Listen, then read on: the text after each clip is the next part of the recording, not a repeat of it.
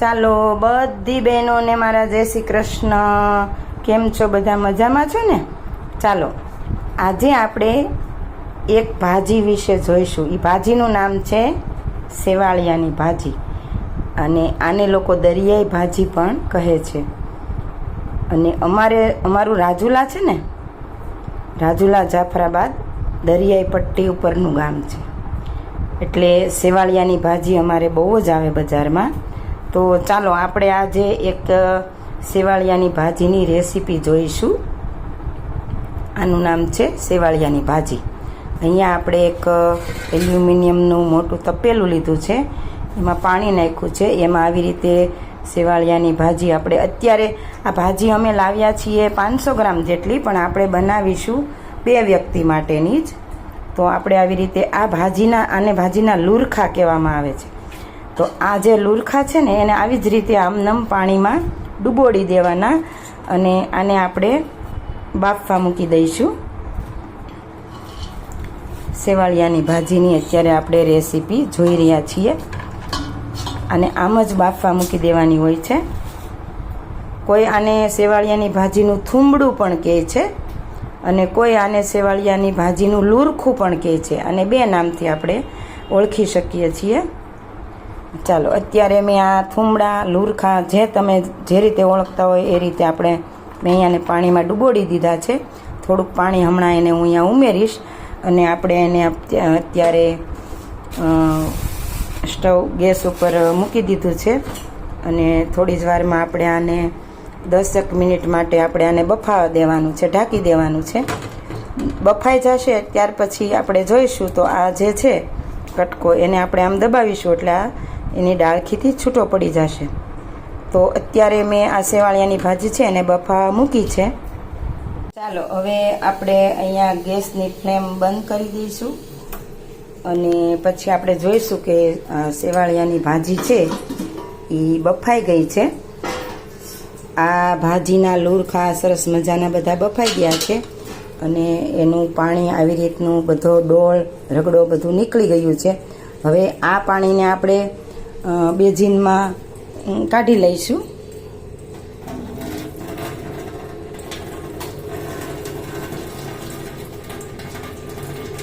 પછી આની અંદર આપણે થોડું ઠંડુ પાણી ઉમેરીશું, અથવા તો આ ભાજી છે એને આપણે ઠરવા દઈશું.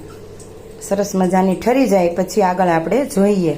સેવાળિયાની ભાજી જે આપણે બાફવા મૂકી હતી એ બફાઈ ગઈ છે. જો આવી રીતના બફાઈ જાય પછી એને આવી રીતે આમ છૂટી પાડવાની છે. એકમાંથી આપણે આ ભાજી છૂટી પડી ગઈ છે, અને એની ડાળખી છે એ આમાં રહી જશે. બધી ભાજી આપણે આવી રીતે આમ છૂટી પાડી દેવાની છે.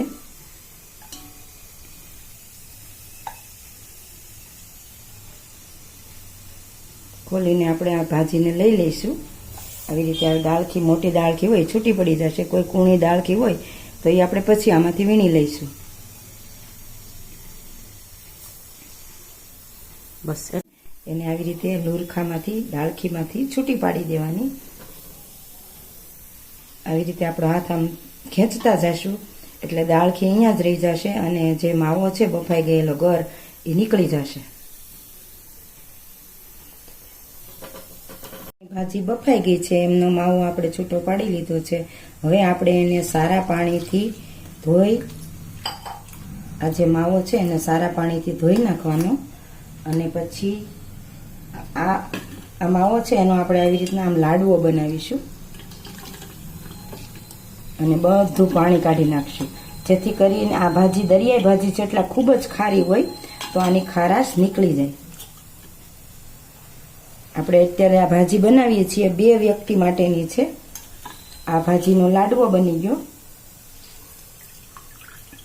હવે આપણે આને માટે સરસ મજાનો વઘાર કરીશું. તેલ ઉમેરીશું. આ સેવાળિયાની ભાજી છે ને બફાઈ ગઈ છે સરસ મજાની, અને આપણે એનું ખારું પાણી કાઢી નાખ્યું છે. હવે આને આપણે તેલમાં સરસ મજાની વઘારીશું. અત્યારે મેં અહીંયા મરચાં, લસણની પેસ્ટ અને ટમેટાના પીસ કરી રાખ્યા છે. તમે આમાં કાંદા પણ ઉમેરી શકો. અમને આમાં કાંદાનો ટેસ્ટ સારો લાગતો નથી એટલે મેં હાલ ઉમેર્યા નથી. જો તમને કાંદાનો ટેસ્ટ સારો લાગતો હોય તો તમે ઉમેરી શકો છો. ગરમ થઈ ગયું છે તેમાં આપણે રાઈ જીરું ઉમેર્યા, પછી મરચાં ઉમેર્યા, લસણની પેસ્ટ ઉમેરી, આખી લસણની કળી પણ ઉમેરી છે, થોડી હિંગ ઉમેરી અને પછી આપણે ટમેટાના પીસામાં ઉમેરી દઈશું અને પછી આપણે એને કડાઈથી સતત આવી રીતે હલાવતા રહીશું જેથી કરીને સરસ મજાનો વઘાર તૈયાર થાય.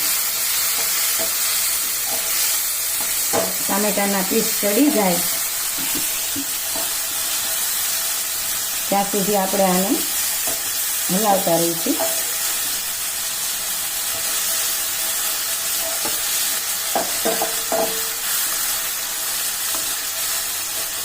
લસણની પેસ્ટ નાખવાથી ખૂબ જ સરસ મજાનો ટેસ્ટ આવે છે.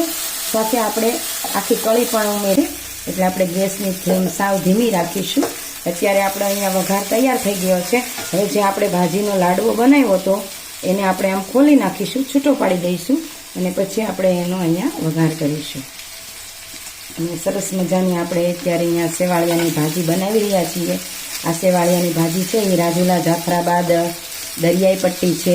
રાજુલા જાફરાબાદના ગામ છે, દરિયાઈ પટ્ટીના ગામ છે. અહીંયા ખૂબ જ આ સેવાળિયાની ભાજી મળે છે. તો અત્યારે મેં સેવાળિયાની ભાજી બનાવી પહેલેથી છેલ્લે સુધીની રેસીપી અહીંયા મૂકી છે.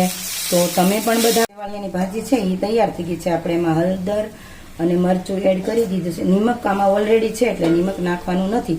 જો તમને લીંબુ અને ખાંડનો ટેસ્ટ સારો લાગતો હોય તો તમે એમાં લીંબુ અને ખાંડ ઉમેરી શકો છો. ઉમેરી શકાય છે, એ ઉમેરવું જ સારું લાગે છે. મને અમારા ઘરે જે લોકો છે એમને લીંબુ અને ખાંડનો ટેસ્ટ સારો લાગતો નથી એટલે મેં આમાં એડ કર્યું નથી. ચાલો, સરસ મજાની આપણે અહીંયા આજે સેવાળિયાની ભાજી બનાવી છે અને સંપૂર્ણ રીત બતાવી છે કઈ રીતે બને એ. તો ચાલો, આ ભાજી તૈયાર થઈ ગઈ છે અને આને તમે રોટલી સાથે ખાઈ શકો છો, પરોઠા સાથે ખાઈ શકો છો. જો તમને બાજરાનો રોટલો ભાવતો હોય તો એમની સાથે પણ તમે આ ભાજી ખાઈ શકો છો. ચાલો, સૌને કોકિલાબેનના જય શ્રી કૃષ્ણ. તમે બધા પણ આવી રીતે ભાજી બનાવજો. આવજો.